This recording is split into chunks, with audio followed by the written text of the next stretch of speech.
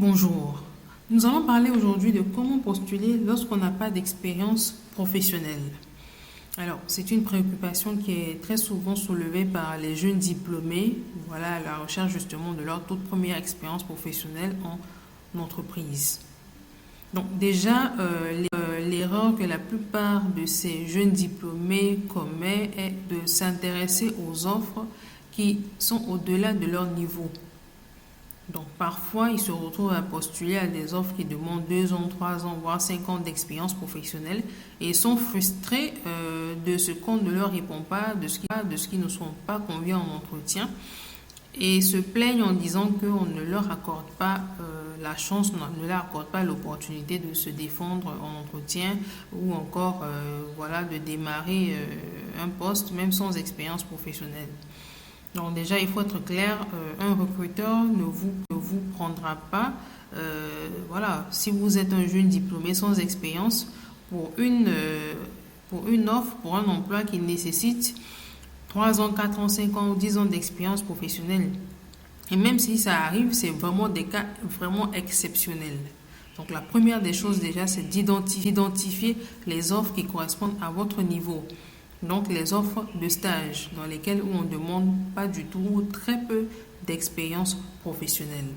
Ça, c'est déjà le premier point. Alors le deuxième point, pour pouvoir postuler lorsqu'on n'a pas d'expérience professionnelle, il faudra mettre quelque chose sur la table.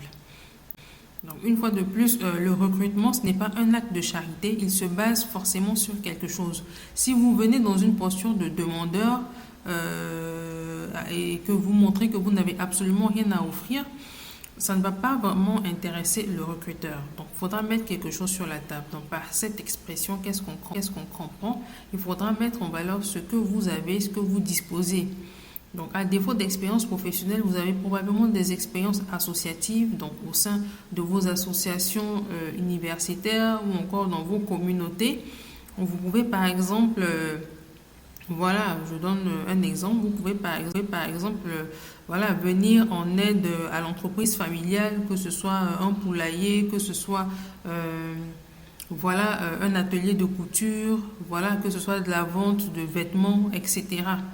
Donc ça également, lorsque vous avez pratiqué ces activités, vous en avez tiré des expériences, vous avez acquis des compétences que vous pouvez mettre sur la table lors d'un processus de recrutement. Donc, ce sont des éléments sur lesquels vous pouvez vous appuyer pour montrer que vous avez quelque chose à offrir.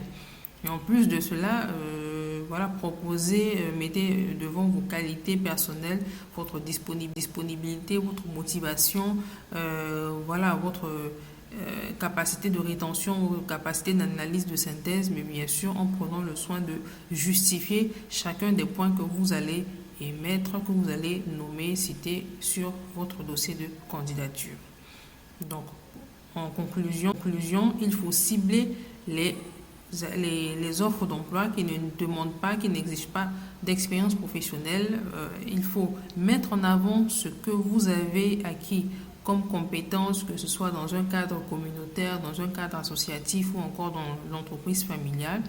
Et surtout mettre en avant, voilà, valoriser ce que vous avez comme qualité personnelle. Merci.